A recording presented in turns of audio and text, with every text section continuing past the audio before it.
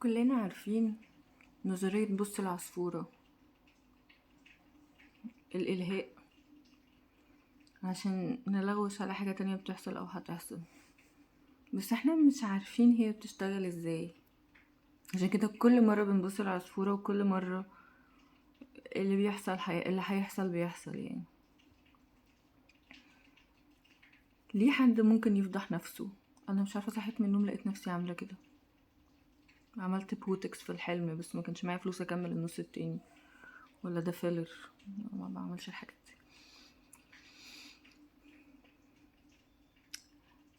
الوعي الجمعي، يعني حبة من الناس بيفكروا بطريقة معينة، عندهم معتقدات معينة، بيبليف في شيء معين. آه، وعي جمعي يعني شوية ناس حسوا شوية حاجات في نفس الوقت. أكتر حاجة مسيطرة على الوعي الجمعي المناخ، لأن كل الناس بتحس بدرجة الحرارة في نفس الوقت. في طبعا ناس ما بتتحرك، قلائل بس ما مش بيتأثروا، قلائل بس يطبق عليهم الوعي الجمعي. وهكذا الأمراض، أوبئة، ماتش كورة، مسلسل، أحداث، أخبار النجوم، حرب يتضرر فيها الناس. أي حدث جمعي بيجتمع فيه عدد من البني آدمين، فدول بيشكلوا الوعي الجمعي. ازاي بقى؟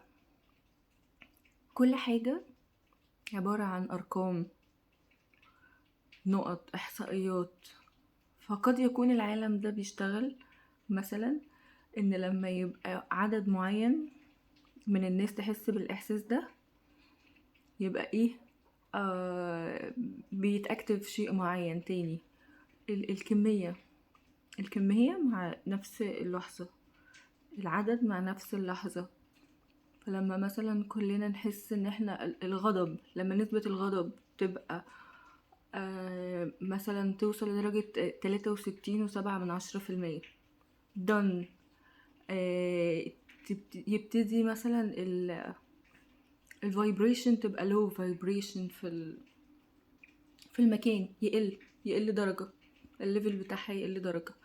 لما الخوف يوصل لدرجة 50%، فتقل درجة تانية. فلما الدرجة دي تبقى قليلة، في حاجات تانية هي ممكن تبقى موجودة، مشاعر تانية تبقى موجودة، قوانين تانية تبقى موجودة.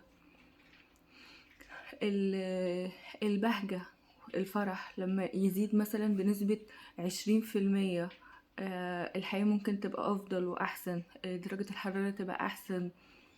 فهي ماشية في ناس they know it، أنا just know it now. إن هم عارفين المعادلة دي، معادلة الوعي الجمعي، هما بيستخدموه في ايه. ما هو انا هقول ان انا مش وعي جمعي، انا ما اخدتش البليف دي، بس عرفت الاخبار دي. ممكن ما ساهمتش بنسبة 1، بس ساهمت مثلا بنسبة 2/10، فانا برضو ليا دخل. الناس بقى الشاطرين قوي هما بيعملوا العكس، يملوا انرجي، او يكتروا الاحصائية المضادة. يكتروا مثلا لو الغضب، فيبقى عندهم تسامح، يبقى عندهم سلاسة. التعصب يبقى عندهم محبة.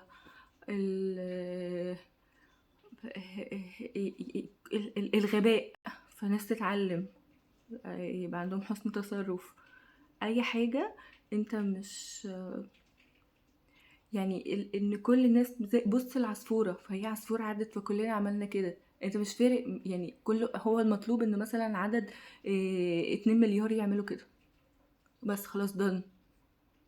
باسورد الايه لشيء اخر. فهي ماشية كده يعني. مش معنى بقى ان انا مش عارفة او انت مش عارف ان ده مش هيحصل. طب انا تليفوني في بيبي كان ماسك موبايلي، طلع بمسك التليفون بعد لقيته فاتح بوصلة، وانا عندي بوصلة في التليفون. عندي بوصلة. بيفتح ابلكيشنز غريبة بس هي اوريدي موجودة في السيستم اوريجينال سيستم بتاع الموبايل. الحاجات دي موجودة اصلا، ما انا معرفش عنها حاجة. بس هل عشان انا معرفش عنها حاجة هي مش موجودة؟ موجودة. تليفونك بيفتح اي وقت يسجل لقطات فيديو ويسجل صوت في اي وقت. هل عشان انت مش واخد بالك من الموضوع ده ان هو ما بيحصلش؟ لا، بيحصل وانت assign عليه في ان انت بتنزل الاجري وانت بتنزل بتقول موافق ان انا انزل برنامج الواتساب، فانت موافق ان تليفونك يفتح راندوم عشوائي في اي وقت، وان هو يسجل لقطات فيديو، ياخد صور ويسجل صوت وهكذا. في الانستجرام، في اللي انا قريت مره كده جالي فضول اقرا سياسات الاجراء سياسات الاجراءات الموافقه، حاجه كده، مش فاكره اسمها ايه بالظبط. بس هي حاجات انت عمر ما حد هيقراها، بس هي موجود فيها الباند ده، موجود فيها. احنا موافقين، فاكيد فانت مجرد ان انت بتبص للعصفوره فدي agreement، دي موافقه ان الشيء الاخر ان هو يحصل. فهما بس مش بيتشتتوا انتباهك عشان ما تاخدش بالك ان ده بيحصل. لا، انت محتاجين العدد ده، محتاجين عدد.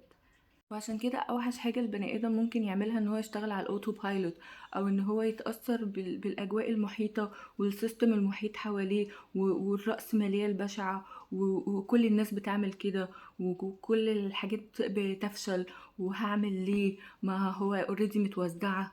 اللي اخد ما عنديش واسطة، ما عنديش مش لا، never ever ان انت توقف سعي ابدا ابدا ابدا ابدا. لان هو المطلوب برضو انك اعداد معينة من الناس تقول كده وتعتنق الفكر ده وتبليف. يعني هي اولا بتبقى فكرة، وان انت تفكر في الفكرة، وانت توافق على الفكرة، وان انت تاخدها كمعتقد. يعني كل حاجة دي ليها درجة قوة معينة، فانت ما ينفعش ان انت يعني انت هو كله كده. دي رأس الأفعى. كله كده، كله كده، يعني خلاص اتفعلت، بقت حاجة مفعلة، حاجة مشوهة مفعلة في الحياة اللي احنا فيها دي، لأن ناس وافقت عليها. يعني خلاص ادام انت قلت هو كده فانت وافقت على ده. فحاجات تانية بتحصل، مش موافقة للشيء ذاته، لا، الموافقة للشيء علشان أشياء أخرى تحصل. فهي سلسلة كده بتتفعل. لا، يعني كل يوم بيجيلك تصحى من النوم يبقى تتحط في اختيارات العبودية وتمشي بالاوتو بايلوت، فانت اجريمنت كل يوم بتجدد عقد العبودية لل... لناس لا تستحق العبودية طبعا. يعني الخالق واحد، بس الخالق واحد هو اللي خلق كل شيء. فانت بتعبد حد تاني او شيء تاني او نظام تاني او كيان تاني او ناس تانيين او سلطة اخرى، فانت كل يوم في اختياراتك بتجدد عقود العبودية. طبعا ده داخله في حياتنا بنسبة قوي، يعني في الشغل، في الاكل، في الشرب، في الموبايل، في التفكير، في التعليم، في كل حاجة. فاوتو بايلوت دوت تقفله خالص وخليك مشاكس. يعني الحياة محتاجة مشاكسين ومحتاجة مزيد من المشاكسة علشان خاطر هتقلل العدد بتاع النسبة في الحتة دي، وفي نفس الوقت هتزوده في الحتة التانية. فانت اعمل قلق، يعني انت هتعمل قلق، فانت هتأخر تدهور العالم. هم عايزين تبص العصفورة، فانت لما تبص فانت حسبناك واحد بص، 2 بص، 3 مليار بصوا، احنا عايزين مثلا 50,000.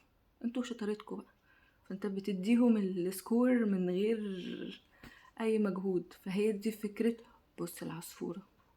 بصش، هتقولك بص، ما بصش.